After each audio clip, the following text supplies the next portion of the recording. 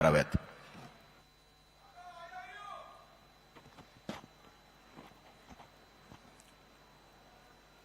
उपस्थित सर्व शोकाकुल हो, पराधीन आहे जगती पुत्र मानवाचा, या ओळीची प्रचिती अशा प्रकारच्या घटनांमधनं आणि आजच्या कार्यक्रमामधनं देखील आपल्या सर्वांना येते। आपल्यापैकी कोणीच कधीही कल्पना केली नव्हती की अशी अचानक अजितदादांना श्रद्धांजली देण्याची वेळ ही आपल्यावर येईल। पण दुर्दैवाने आज ती वेळ आपल्यावर आली आहे आणि आज विविध क्षेत्रातल्या लोकांनी अजितदादांच्या बद्दल आपल्या भावना, आपल्या संवेदना, आपले अनुभव या ठिकाणी मांडले देखील आहेत। खरं तर एखादं राज्य ज्यावेळी घडतं त्यावेळी कोणी एक व्यक्ती ते राज्य घडवत नसतो। वेगवेगळ्या वेळी वेगवेगळ्या प्रकारची नेतृत्व त्या राज्याच्या जडणघडणीमध्ये आपलं योगदान देत असतात, आपला ठसा उमटवत असतात। मी हे दाव्याने सांगू शकेन की या महाराष्ट्राच्या जडणघडणीमध्ये इतिहास ज्या नेत्यांचा उल्लेख करेल त्यातलं एक प्रमुख नाव हे निश्चितपणे अजितदादांचं असेल। अजितदादांनी या महाराष्ट्रामध्ये एक जनतेचा नेता, एक लोकनेता अशा पद्धतीची प्रतिमा तयार केली। महाराष्ट्राच्या कानाकोपऱ्याचा पूर्ण अनुभव, त्याची माहिती ही दादांकडे असायची। कुठल्या जिल्ह्यात, कुठल्या तालुक्यात वेगवेगळ्या पक्षाचे नेते कोण आहेत, त्यातले प्रभावी नेते कोण आहेत, त्या तालुक्याचे प्रश्न काय आहेत, या प्रत्येक गोष्टीची नीट माहिती, ज्याला आपण महाराष्ट्राची नस म्हणतो, ती माहिती असलेले अजितदादा होते। आणि विशेषतः एक उत्तम प्रशासक म्हणून जे गुण असले पाहिजे ते गुण त्यांच्यामध्ये प्रचंड होते। अनेक लोकांनी उल्लेख केला, अजितदादांनी अर्थमंत्री म्हणून दीर्घकाळ काम केलं, 11 अर्थसंकल्प त्यांनी मांडले। पण आर्थिक शिस्त हा त्यांचा बाणा होता, तो त्यांचा आवडता विषय होता आणि कुठल्याही प्रकारची आर्थिक बेशिस्त कधीही ते चालवत नव्हते। अनेक वेळा आपल्याला लोकशाहीमध्ये काही निर्णय घ्यावे लागतात, काही निर्णय लोकाभिमुख असतात पण आर्थिक शिस्तीत बसणारे नसतात। अशा परिस्थितीमध्ये लोकाभिमुख निर्णय ते घ्यायचे, त्याला विरोध करायचे नाहीत, पण वस्तुस्थिती मात्र निश्चितपणे मंत्रिमंडळापुढे ते मांडायचे की याचा आर्थिक भार कशा प्रकारे येणार आहे, त्यातनं राज्याची क्षमता ही इतर ठिकाणी गुंतवणुकीची कशी कमी होणार आहे, आणि मंत्रिमंडळात येत असताना प्रत्येक विषयाचा प्रदीर्घ आणि सखोल अभ्यास करून दादा याचे कितीही विषय मंत्रिमंडळात असो त्या प्रत्येक विषयाबद्दल 3-4 ओळीची माहिती त्यांच्याकडे असायची त्याचा पूर्ण अभ्यास केलेला असायचा आणि जिथे आवश्यक आहे त्या ठिकाणी आपलं मत हे ते नेमकेपणाने व्यक्त करायचे. आणि म्हणूनच एक प्रशासक म्हणून आपण जर बघितलं, आपलं खातं चालवत असताना त्या ठिकाणी निर्णय क्षमता नितीनजींनी आता उल्लेख केला, कधीही फाईल दादांकडे थांबलेली मी बघितली नाही. निर्णय क्षमता प्रचंड होती, त्यामुळे तात्काळ निर्णय ते घ्यायचे आणि वेगवेगळ्या पद्धतीनं या ठिकाणी प्रशासन उत्तम प्रकारे चाललं पाहिजे याकरता अधिकाऱ्यांवरही एक जरब ही दादांची असायची. वेळेवर बैठक होणार, त्या बैठकीमध्ये नेमकेपणाने कधी अघळपघळ अशा प्रकारची दादांची बैठक नाही. जो विषय त्या विषयावर दादा बोलणार आणि त्या क्षणी निर्णय करणार. आणि अधिकाऱ्यांनी जर दुसरी बाजू सांगितली आणि ती पटली तर त्यावेळी त्या बैठकीत असलेल्या आमदारांनाही तुमची बाजू योग्य नाही आहे, ती राज्याच्या हिताची नाही आहे, हे सांगण्याची हिंमत असलेले अजितदादा आम्ही सगळ्यांनी बघितले.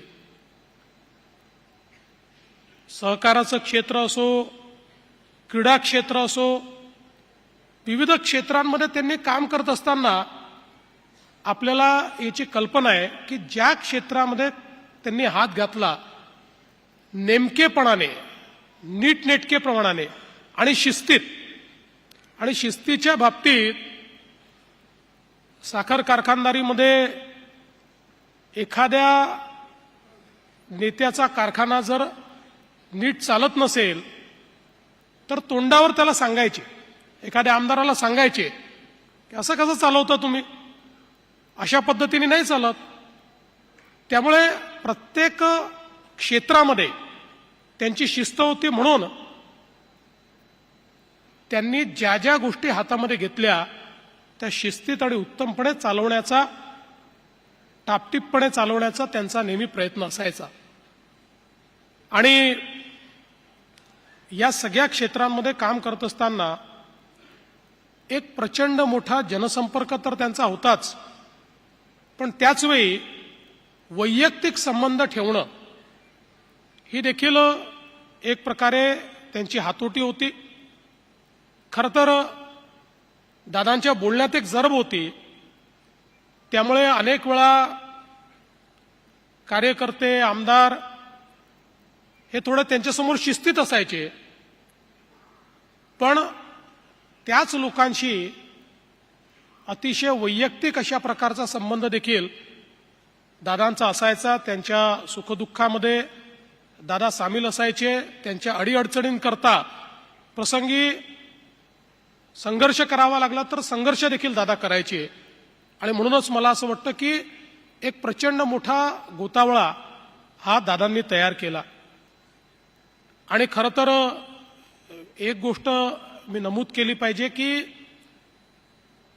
दादांच्या स्वभावातली शिस्त उभ्या महाराष्ट्राला माहिती होती आणि कदाचित वेगवेगळ्या पद्धतीने महाराष्ट्राने दादांना श्रद्धांजली दिली असेल, पण त्यातली एक पद्धत ज्यावेळी दादांचा अंत्यसंस्कार झाला,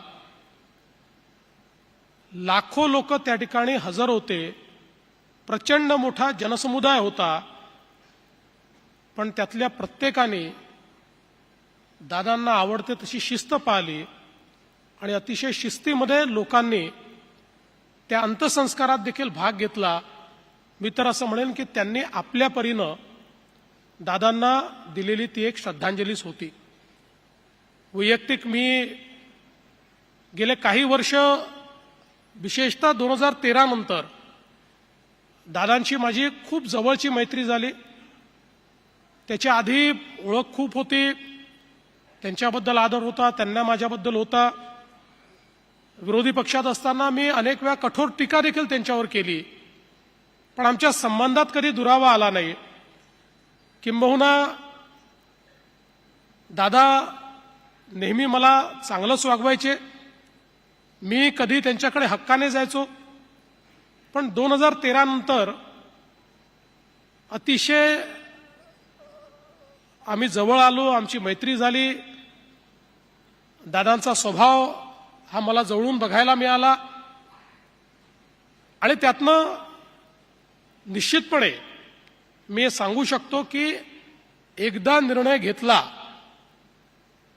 तर मग मागे पुढे पाहायचं नाही. जी किंमत असेल ती किंमत मोजायची, अशा पद्धतीचा दादांचा स्वभाव होता. आणि मी माझ्या स्वानुभवातून अतिशय जवळून अनुभवलेलं आहे. आमची अनेक वेळा गप्पा व्हायच्या, अनेक वेळा चर्चा व्हायच्या. सगळ्या गोष्टी या ठिकाणी सांगता येणार नाहीत. पण मला असं वाटतं की हा जो त्यांचा दृढनिश्चयी स्वभाव होता, त्यामुळे राजकारणामध्ये कधी फायदाही झाला, कधी नुकसानही झालं. पण एक त्यांची जी प्रतिमा या महाराष्ट्रामध्ये उभी राहिली की जे बोलतो ते करतो असा हा नेता आहे, थेट बोलणारा नेता आहे. आणि त्याचवेळी त्यांच्या भाषणांमधला जो खुमासदारपणा होता, विशेषतः मी हे बघितलं की गेल्या काही वर्षांमध्ये तर दादांचं भाषण हे अतिशय खुमासदार व्हायचं. म्हणजे मी एकदा दादांना गमतीने म्हणालो की दादा, तुम्ही रिअल स्टार तर होताच, पण आजकाल रील स्टार देखील तुम्ही झालात. कारण इतक्या रील तुमच्या आजकाल पाहायला मिळतात. अतिशय मोकळेपणानं दादा सगळ्यांशी व्यवहार करायचे. आणि खरं तर मी असं म्हणेन की ज्यावेळी त्यांचं व्यक्तिमत्व, त्यांचं नेतृत्व एका वेगळ्या क्षितिजाकडे चाललं होतं. एक असा काळ होता की ज्या काळामध्ये संघर्षाकडनं दादा स्थैर्याकडे गेले होते. स्थैर्याकडे गेल्यानंतर खूप स्वप्न ही त्यांना पूर्ण करायची होती. त्या दिशेनं पूर्ण दृढतेनं ते चालले होते. आणि निश्चितपणे त्यांचं नेतृत्व एका वेगळ्या क्षितिजावर जात असताना अचानक आपल्यातनं त्यांचं निघून जाणं हे खरोखर अत्यंत वेदनादायी आहे, अत्यंत दुःखदायी आहे आणि विश्वास न बसण्यासारखा आहे. खरं म्हणजे निश्चितपणे सुनेत्राताई असतील, पार्थ आणि जय असतील, पवार कुटुंब असेल, यांच्यावर तर हा आघात आहेच. पण दादांनी ज्यांना आधार दिला असे अनेक नेते आहेत की ज्यांना आज पोरकं झाल्यासारखं वाटतं. असे अनेक कार्यकर्ते आहेत की ज्यांना नेमकं कोणाकडे जावं असा प्रश्न या ठिकाणी उद्भवतो. आणि आमच्यासारखे अनेक मित्र आहेत की ज्यांना असं वाटतं की आता पाहायचं कुठे. कारण दादांसारखा एक मित्र, आणि केवळ मित्रच नाही तर मित्र असं म्हणेल की एखाद्या मुख्यमंत्र्यांना अर्थमंत्री कसा पाहिजे तर तो दादांसारखा पाहिजे की निर्धास्तपणे दादा येथे माहिती आहे हे सांभाळून घेतील, नीट आपली आर्थिक घडी ते बसवतील. अशा पद्धतीनं एक मनामध्ये ठाम विश्वास असताना, आणि खरं म्हणजे दादांनी तर यावर्षी आणि पुढच्या वर्षी अर्थसंकल्प मांडल्यानंतर एक नवीन रेकॉर्ड या महाराष्ट्रामध्ये तयार केला असता.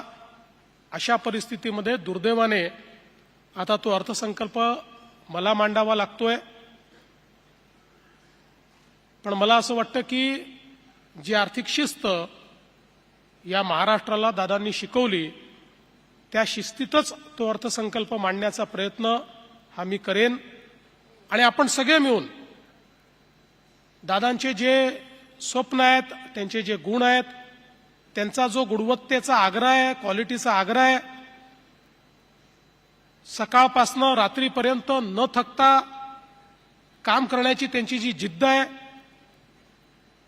ही प्रत्येक गोष्ट आपण सगळे अंगीकारू. आणि मला असं वाटतं की दादांची स्वप्न पूर्ण करणं आणि या महाराष्ट्राला पुढे नेणं हीच खऱ्या अर्थानं त्यांना श्रद्धांजली ठरेल. मी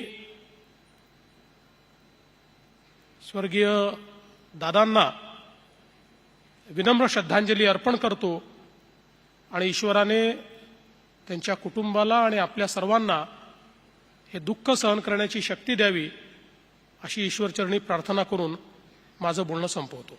ओम शांती.